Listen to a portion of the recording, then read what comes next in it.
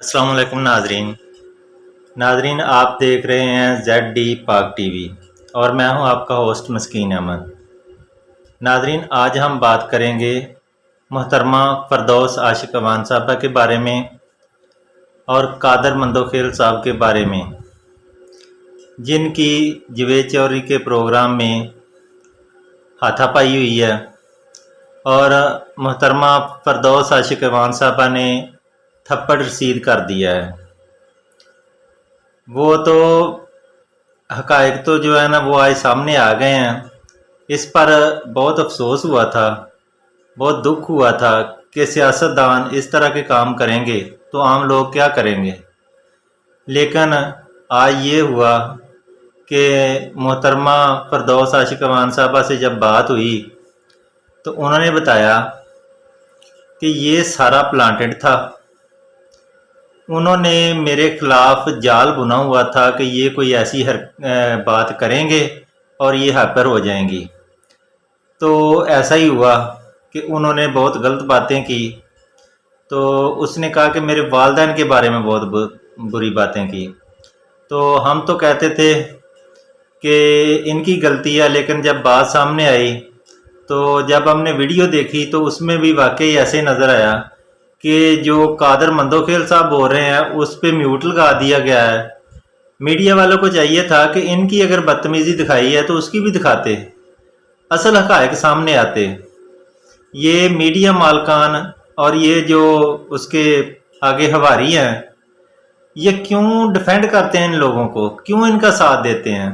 मानते हैं कि इनकी हुकूमतों में इनके साथ तल्लक रहे हैं, इन लोगों से बड़ी बड़ी आई हैं, इन्वेस्टमेंट हुई है इन पे, लेकिन मुल्क सबसे बेहतर है और मुल्क हमारा सबसे आगे है।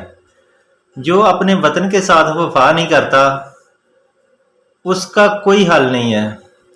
इन लोगों को खुद चाहिए था कि उसको हाईलाइट करते कि कादर मंदोखेल साहब ने क्या कहा है, अवाम उस पर खुद फैसला करती कि क्या ये मोहतरमा फ़रदौस आशिक अवान साहबा की गलती है या ये मंदोखेल साहब की गलती है।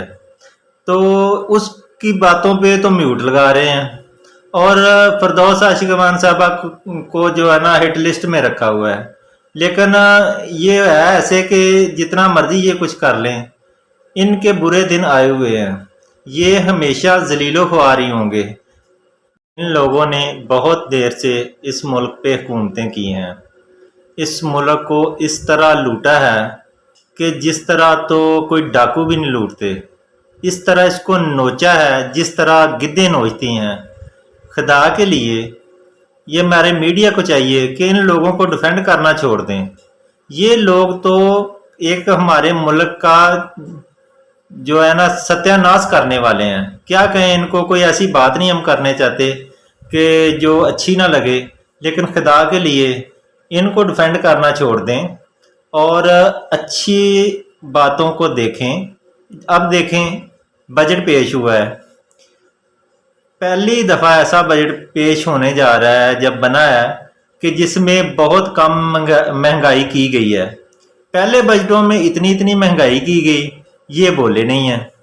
अब इनको पता है कि ये बजट अच्छा आएगा, आवाम के लिए बेहतर होगा, तो अब इन्होंने चीखना शुरू कर दिया है। ये लोग यही चाहते हैं कि हम किसी तरह फिर दोबारा आ जाएं। इनको कोई जमहूरियत से दिलचस्पी नहीं है।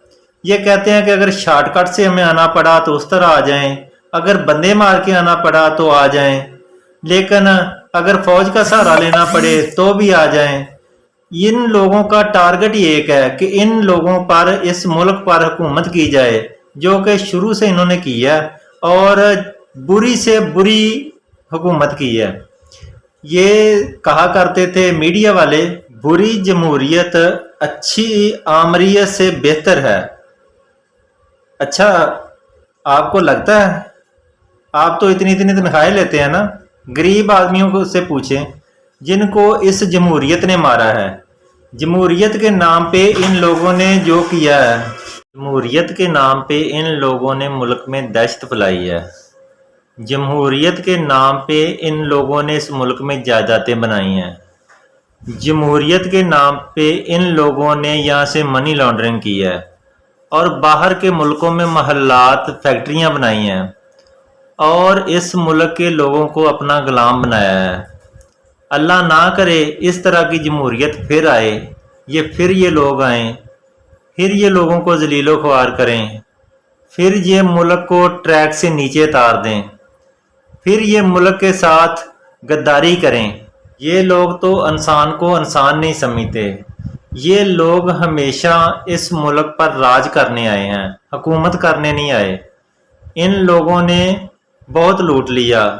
اللہ کرے اب یہ لوگ دوبارہ نہ آئیں، دوبارہ ہمارے ملک میں تباہی نہ مچائیں۔ اللہ ہمارے ملک کو اندرونی اور بیرونی دشمنوں سے محفوظ رکھے۔